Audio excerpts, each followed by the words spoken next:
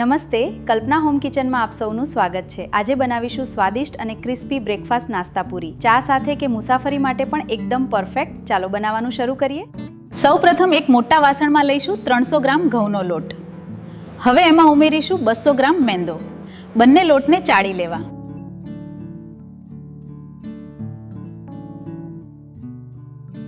ઘઉંનો લોટ અને મેંદો બંનેને હાથથી અથવા ચમચાથી સારી રીતે મિક્સ કરી લઈશું। ઘઉંના લોટ સાથે મેંદો લેવાથી પૂરી વધારે ક્રિસ્પી અને સરસ બને છે।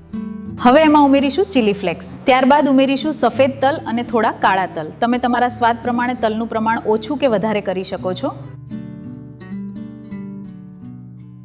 હવે સ્વાદ પ્રમાણે મીઠું અને હળદર ઉમેરીશું। હવે પૂરીને વધારે ક્રિસ્પી બનાવવા માટે એમાં તેલનું મોણ ઉમેરીશું। તેલ ઉમેર્યા પછી લોટને હાથથી સારી રીતે મિક્સ કરી લઈશું।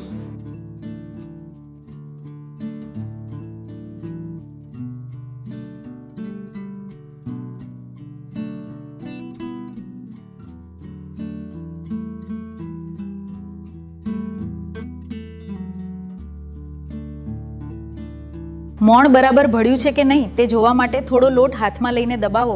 જો લોટ મુઠ્ઠીમાં બંધાઈ જાય અને છૂટો ન પડે તો મોણ બરાબર છે। હવે થોડું પાણી ઉમેરીને પૂરી માટેનો કડક લોટ બાંધી લઈશું। લોટ બહુ ઢીલો રાખવાનો નથી, આવી રીતે લોટ બાંધી લેવો।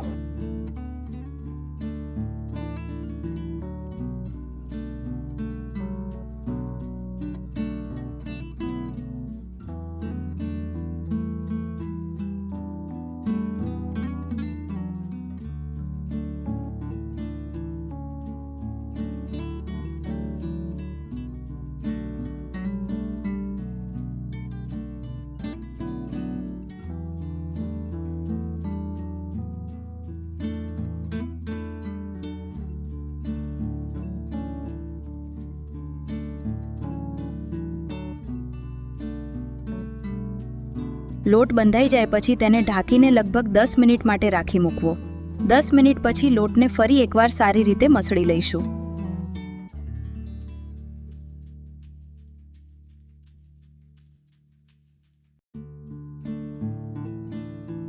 હવે લોટમાંથી નાના નાના લુવા બનાવી લઈશું।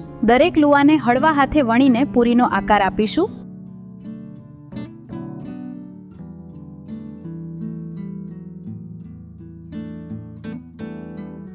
પૂરી બહુ પાતળી ન વણવી અને બહુ જાડી પણ ન રાખવી। મધ્યમ જાડાઈ રાખશો તો પૂરી સરસ ક્રિસ્પી બનશે।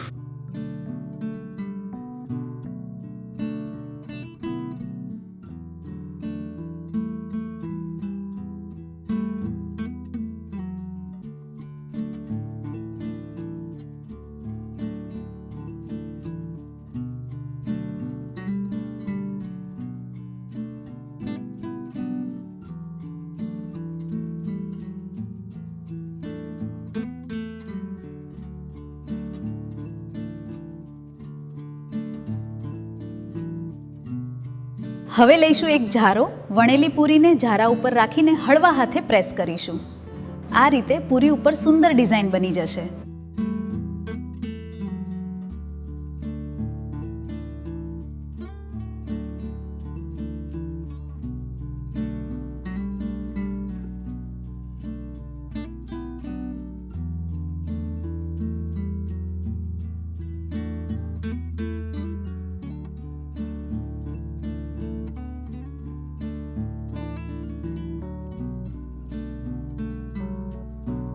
હવે આવી જ રીતે તમે અલગ અલગ આકારના બીબાનો ઉપયોગ કરીને પણ પૂરી બનાવી શકો છો। ફૂલ, ગોળ કે તમારી પસંદગીના બીજા આકારમાં પૂરી બનાવી શકાય છે।